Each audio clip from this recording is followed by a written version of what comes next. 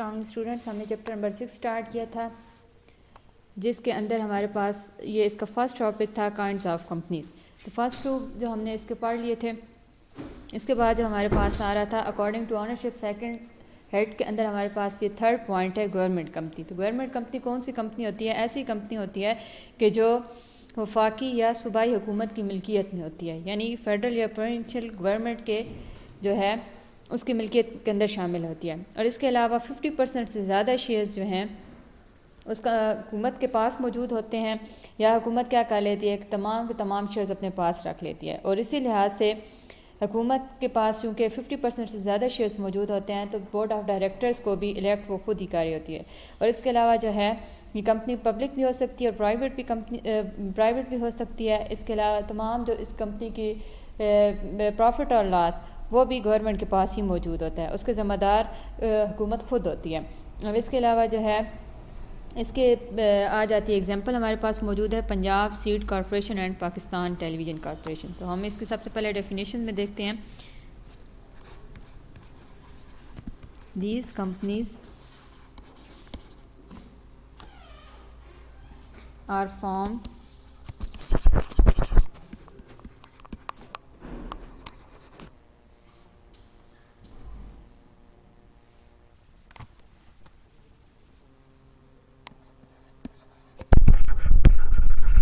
by the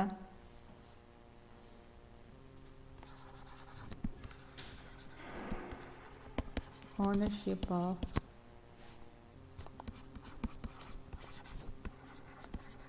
federal or provincial government. तो इसकी example है हमारे पास पंजाब सीड कॉरपोरेशन,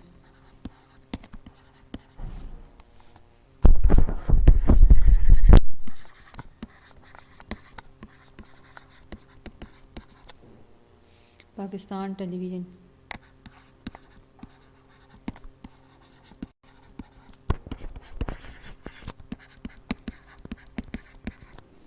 कॉरपोरेशन।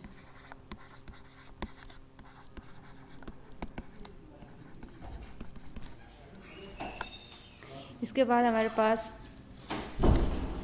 इसका चौथा पॉइंट है holding company.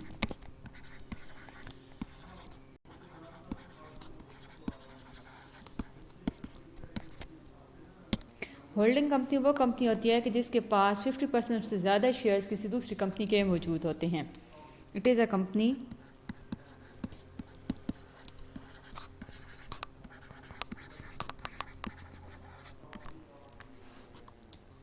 which holds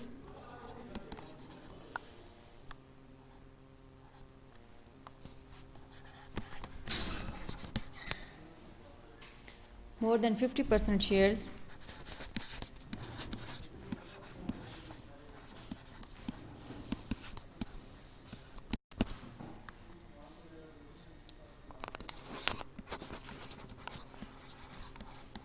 of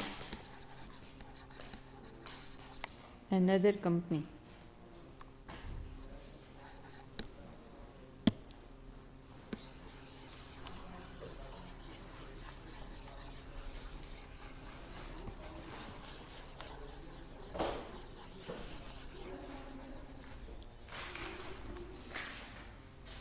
इसके बाद हमारे पास 5 पॉइंट है सब्सिडरी कंपनी।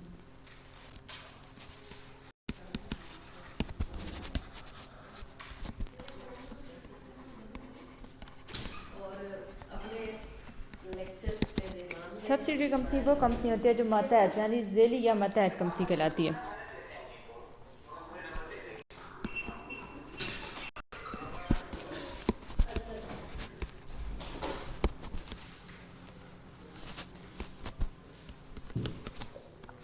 ऐसी कंपनी कि जिसके 50% से ज़्यादा शेयर्स किसी दूसरी कंपनी के पास मौजूद होते हैं, वो सब्सिडरी कंपनी कहलाती है।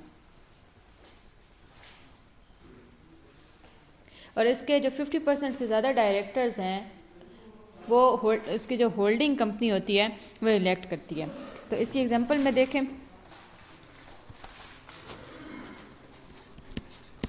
पहले इसकी डेफिनेशन देखें। इट इज़ द कंपनी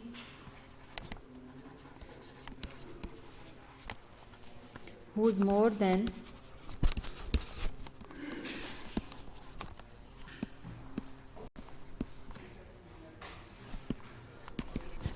50%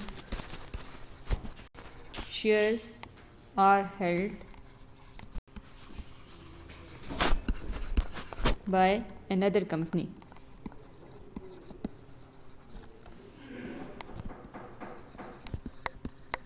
इस कंपनी के 50% से ज़्यादा शेयर्स किसी दूसरी कंपनी के पास मौजूद होता है, जिसमें दूसरी कंपनी जो है उसका होल्ड होता है, तमाम तर इख्तियारात उस कंपनी के पास मौजूद होते हैं, तमाम डायरेक्टर्स को इलेक्ट करने के जो है होल्ड उन्हीं कंपनी के पास मौजूद होता है और ये कंपनी उसके मातहत होकर काम करती है। फॉर एग्ज़ाम्पल जो है Nishat power limited,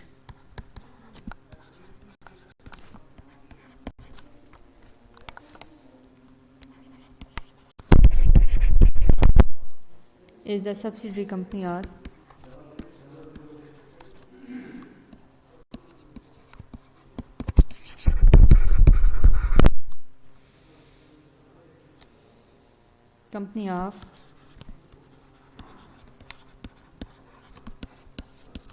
Nishat mills limited.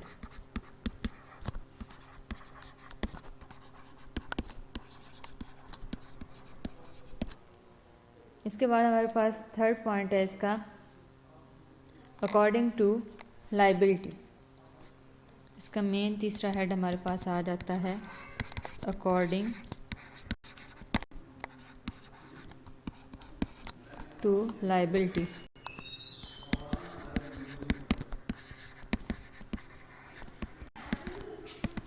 जिम्मेदारी के लिहाज से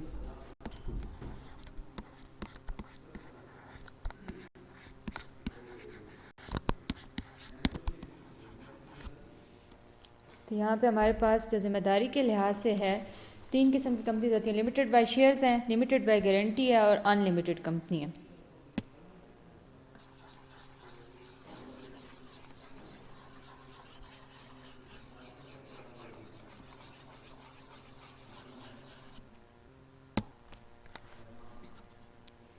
company limited by shares,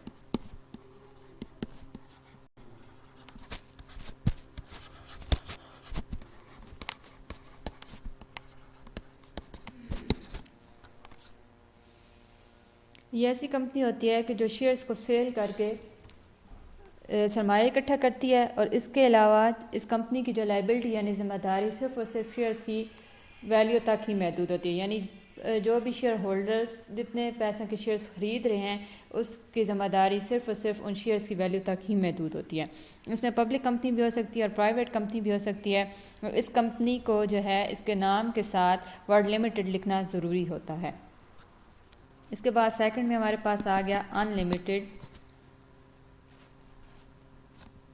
liability.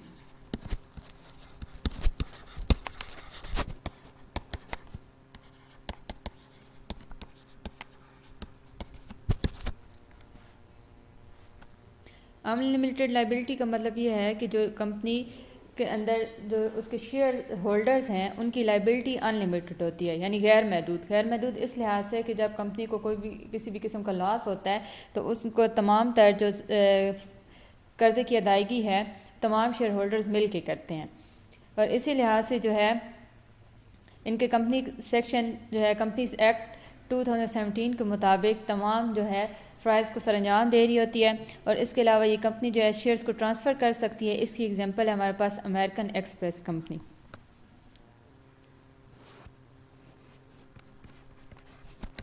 इसकी डेफिनेशन में देखें तो in this company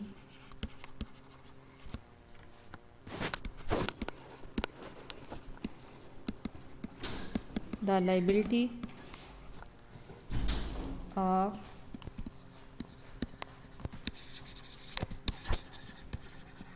shareholders is unlimited। और इसकी एग्जांपल है हमारे पास American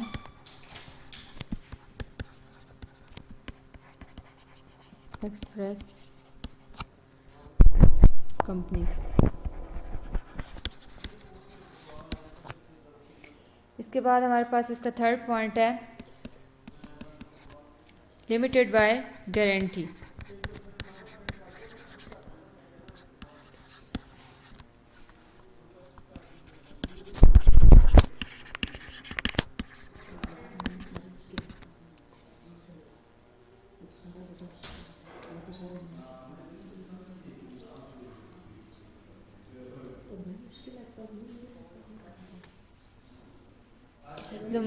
company limited by guarantee से मुराद ज़मानती ज़िम्मेदारी की कंपनी है। इस कंपनी जब ये कंपनी ख़त्म होती है तो हर हिस्सेदार जो है इस चीज़ की ज़मानत देता है कि वो उसमें एक मखसूस रकम की अदायगी करेगा। इसके अलावा जो है इस कंपनी के साथ जो है इनकी तमाम शेयर होल्डर्स की जो ज़िम्मेदारी होती है उनकी जो है गारंटी की अमाउंट तक ही होती है। और इस कंपनी का मेन पर्पस प्रॉफिट अर्निंग नहीं है और इसके लिहाज से जो है कंपनी के नाम के साथ ज़मानती महदूद लिखना ज़रूरी होता है। इसकी जो एग्जांपल है वो हमारे पास है Pakistan mutual insurance company.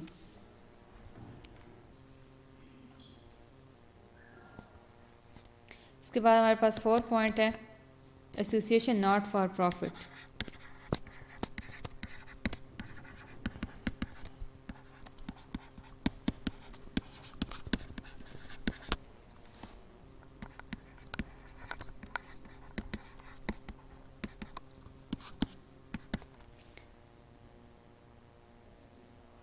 Association not for profit का मतलब ये है कि इस कंपनी का बुनियादी मकसद प्रॉफिट अर्निंग नहीं बल्कि जो है साइंस, आर्ट्स, कॉमर्स वगैरह को प्रमोट करना या मजहबी सरगर्मियों वगैरह की जो है तरक्की के लिहाज से कंपनी काम कर रही होती है।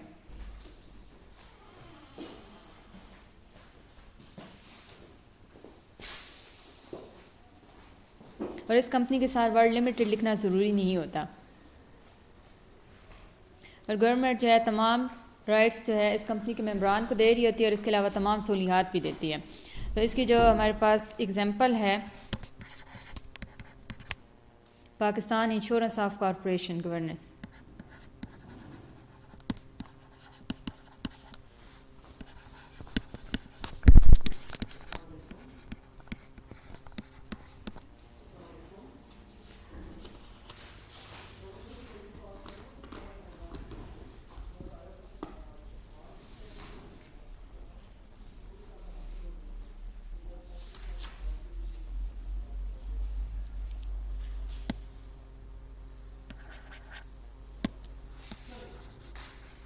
पाकिस्तान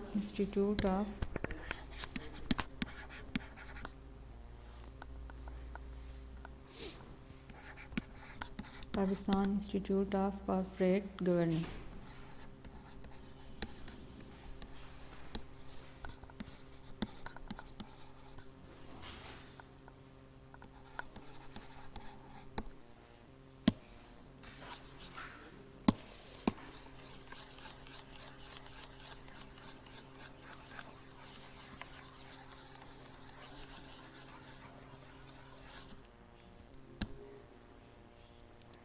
इसके बाद 4 पॉइंट है हमारा 4 हेड के अंदर आ रहा है मुदारबा कंपनी।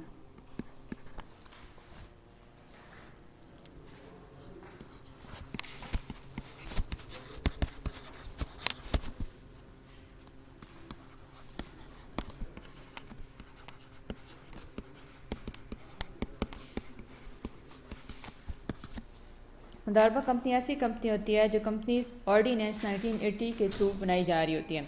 इस कंपनी के अंदर एक बंदा जो है अपना पैसा इन्वेस्ट करता है, पैसा लगाता है, दूसरा शख्स जो है तमाम जो कंपनी को मैनेज करने का काम करता है।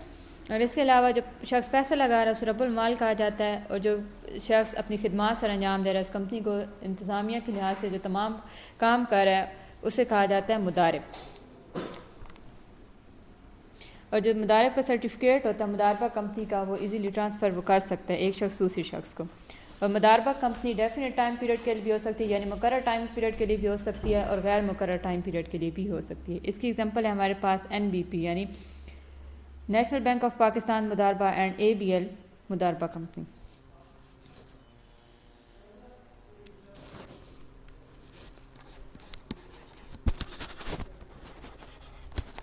These companies are formed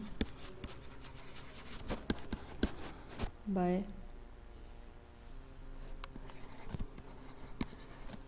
Companies Ordinance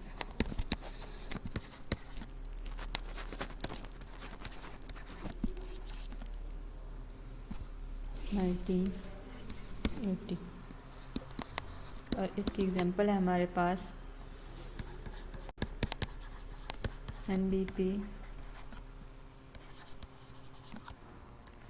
मुदारबा and ABL। मुदारबा। इसके बाद हमारे पास फिफ्थ पॉइंट आ गया। फिफ्थ हेड जो है अकॉर्डिंग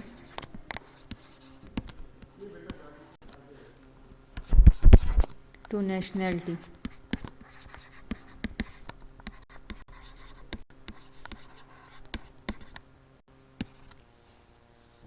मुल्की लिहाज से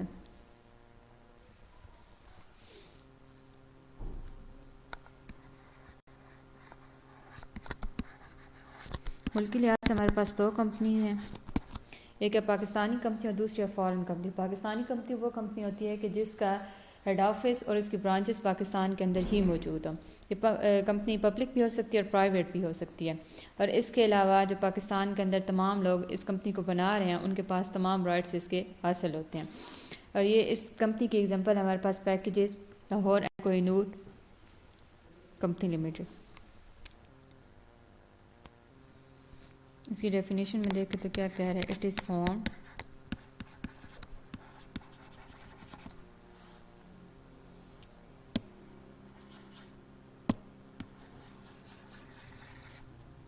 पहले आ रहा है हमारे पास पाकिस्तानी कंपनी,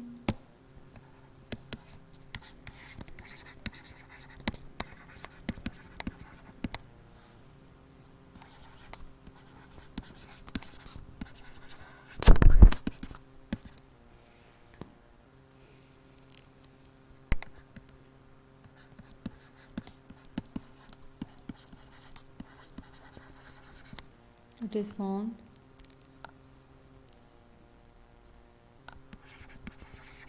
and registered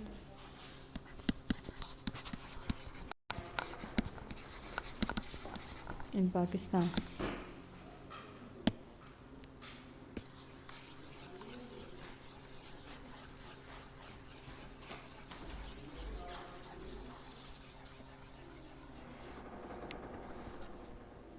इसके बाद सेकंड पे हमारे पास है फॉरेन कंपनी।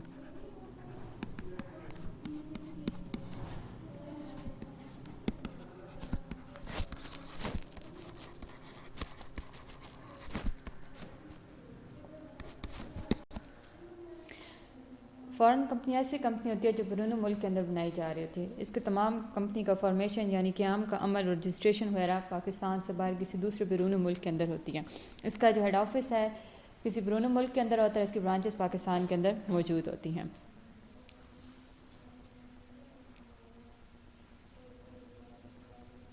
और इस कंपनी का जो मुनाफा है इसके गैर मुल्की मालिकान को इसका जो मुनाफा हासिल होता है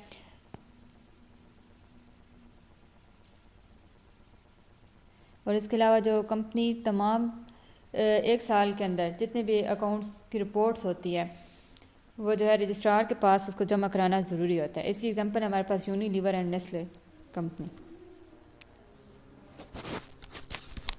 इसकी डेफिनेशन देखें तो it is formed and registered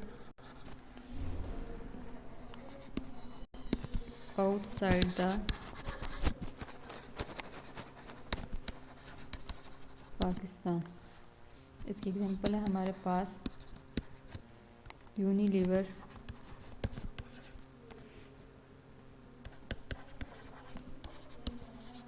and Nestle company. तो ये था आज का हमारा टॉपिक, काइंड्स ऑफ कंपनी।